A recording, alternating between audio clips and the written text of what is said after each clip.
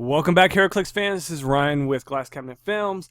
I'm going to take a look at the uncommons from the set, Superman and Wonder Woman. I did the commons just recently, so you can take a look at that, but we're going to take a look at the uncommons right now. We have Superman at number 17, 150 points, 4 range, single target. He does have the outnumbered token power, which is pretty standard on a lot of these characters that have this outnumbered power. I'll read it one time, but then from there we'll go forward. The odds are against me. At the end of your turn, if Superman was given a non-free action this turn and an opposing force has more characters on the map than your force, place an outnumbered token on this card. Give Superman a free action. Remove 2 outnumbered tokens from this card to make a close or range combat attack. Helps you get extra attacks off if you're outnumbered. Pretty standard stuff, the way that sounds like it works, but it's pretty cool. It helps make it so that you can play these characters in these situations where you're only playing one guy. This guy's only 150 points, so you definitely have room to play more characters. However, if they have more characters than you do, it still comes into effect, even if you're not playing a solo character. Standing tall, give Superman a free action, remove 1 outnumbered token from his card, and he can use willpower this turn. So that's really cool. You get to kind of pick and choose how you want to do that. So he can have willpower, or you can get an extra attack, but you have to give away more tokens. But essentially, this is a pretty good figure for 150 points. The trait's kind of built in where you get the extra attacks also with the willpower. So, yeah, I like it though. I mean, it does seem a little expensive considering you have to be outnumbered to actually get those tokens. But it's a decently long enough dial, decent enough damage reducers, attack stats are solid, and damage output is pretty good, especially with super strength. I like it. It's pretty basic, though. If you are outnumbered, though, it could get really nasty if you start taking off 2 tokens to get an extra attack off, which could be really beneficial. This Wonder Woman here is actually pretty good. She also has the outnumbered and the standing tall, so it's the same 2 combinations there. Pull 1 off for willpower, pull 2 off for an extra attack. You're going to see this. We have the same charge. We have basically the same stats at the top. However, we have impervious instead of invincible and no leadership. Whatever, we lose 25 points. However, we have the same damage output. It's a click less, but we have regeneration. And we also have a special power, energy shield deflection. When Wonder Woman is targeted by a ranged combat attack that misses after the action resolved, give the attacker an action token. If you can't, deal the attacker 1 unavoidable damage. That's late dial, but I like it. Honestly, between the 2 of them, I might actually like this Wonder Woman a little bit better. She's 25 points less. Yes, she doesn't have range, but late dial, she has the ESD. Also, with some regeneration and perplex to help your team out a little bit. She's more of a team player. The one thing that you can see here is Superman does have this hypersonic click here, but it's near the end of the dial, so it's not a given. I actually really like this Wonder Woman. She's pretty solid. Superman 2, 6 range, single target, 150. Let's take a look. We have... Okay, so this is also going to be a power that you're going to see frequently. Wait, that's not Superman. Obviously the character's names, but essentially this is going to be pretty standard throughout. If Superman 2 is on your sideline when your force is revealed and your force includes a character named Superman or Superboy of equal or higher point value, you may replace that character with Superman 2. If you do, Superman 2 begins the game with an action token. So essentially, if you're playing Superman or Superboy and they are higher points than this guy or equal points, at the beginning of the game, you could decide, hey, Superman 2 might be a better choice for me in this game, so I'm going to swap him out. And then all you actually do is just start the game with a token on this guy. That's not that big of a deal. So I think that's really cool. Gives you some options starting the game. So you know, maybe this guy plays a little better versus this opponent than, you know, your standard Superman or Superboy. Most people are going to probably be rocking Superman. However, you never know. So it's pretty cool. I like the options there. Superman 2 can use in-cap when he uses it as a close combat action and hits after the action's resolved. He can use it again as a free action targeting the same character. Hit characters with in-cap can't ignore pushing damage this turn. That's pretty cool. So you could get one in-cap. Okay, I'm going to do it again, and you will take pushing damage because they can't ignore it from this. If you look at it, he has very low damage, so that in-cap is pretty critical because 2 damage, yeah, you could outwit, but maybe you can't outwit this guy. He's a weird dial, but 150 points, there's something to be said about this one. I'm not buying it. However, like the mid to late dial are pretty good. However, the later you go on in the dial, you have worse and worse defense and damage reducers. But your damage output is higher. So it's kind of different. But it's cool though. I mean, I don't think it's like super competitive, but you could do something in sealed for sure. Brutal, 175, 100 points, single target, 8 range. We got a pretty nice opening click. Running shots like a blast, 18. Invincible, 5 damage. Shape change. We have the wait, that's not Superman power, so you could swap out there. And at both point values, you could do that. Both point values are pretty solid. 100 points is charge, quake, invulnerability, battle fury, and the stats 9, 11, 17, 4 for 100 points. It's not bad at all. He also has a couple more traits. He can use super strength, opposing characters that target him with outwit unless it is granted by Superman team ability. Opposing characters can't target him with outwit unless it is granted by Superman. Okay.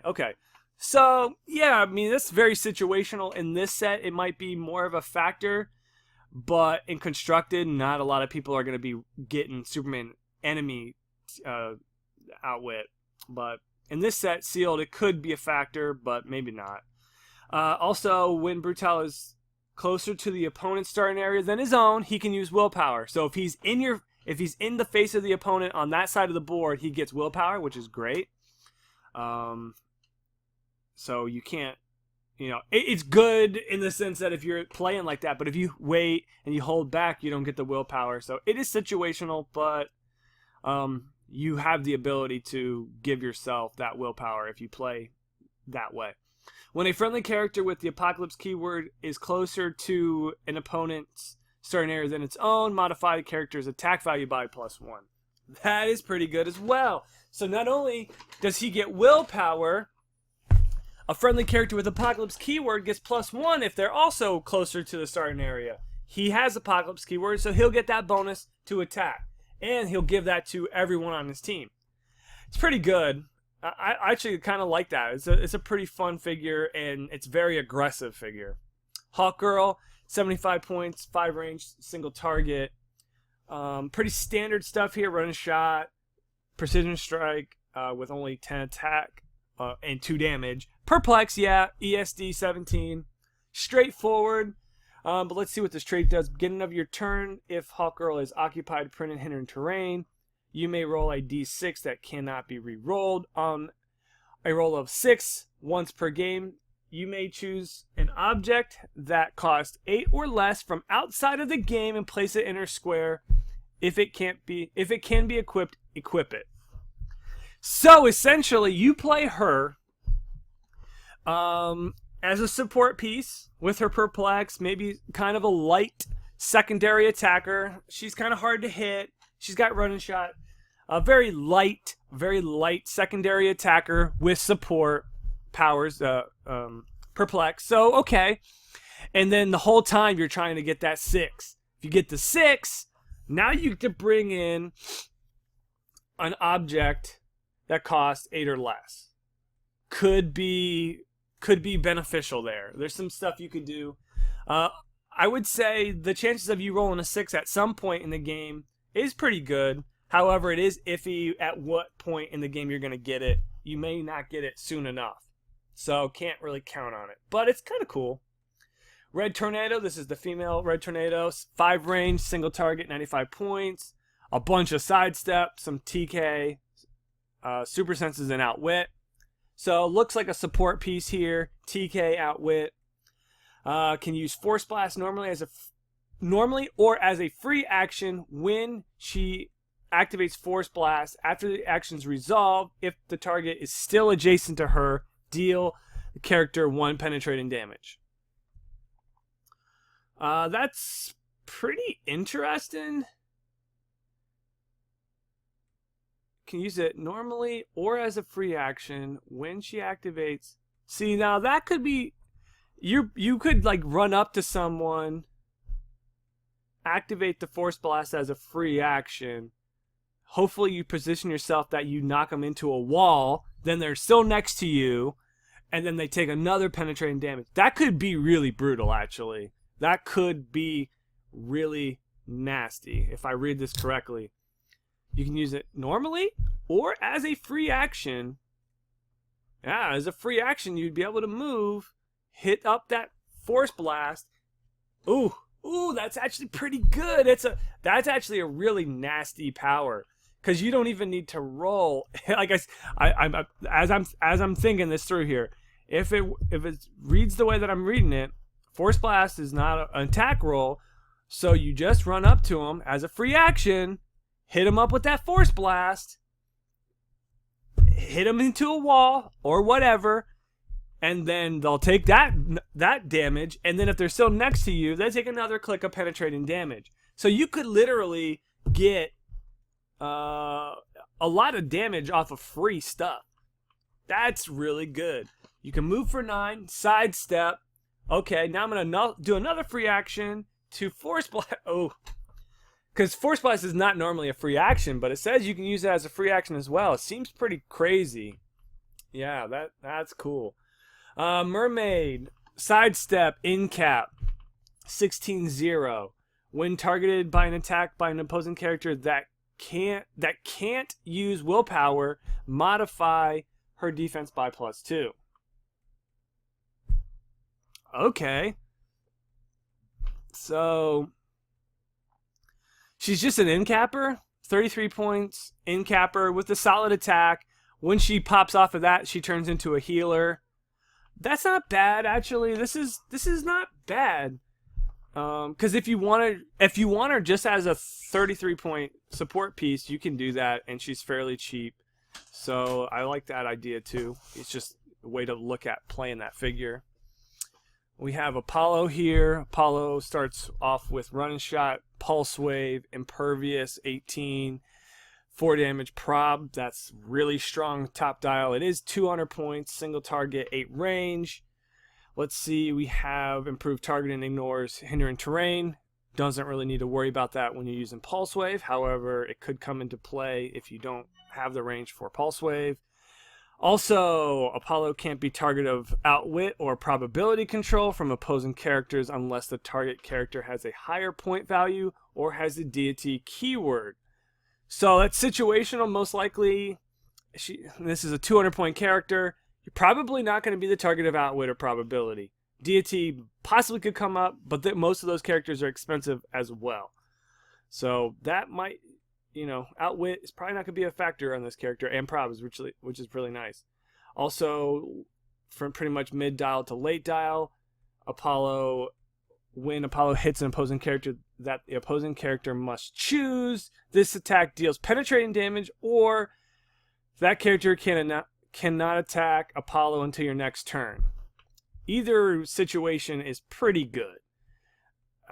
There's no penetrating damage on the dial for when they're doing this, so there's no pulse wave, so literally I'm doing 4 damage, or I can't even attack Apollo next time. So depends on the situation.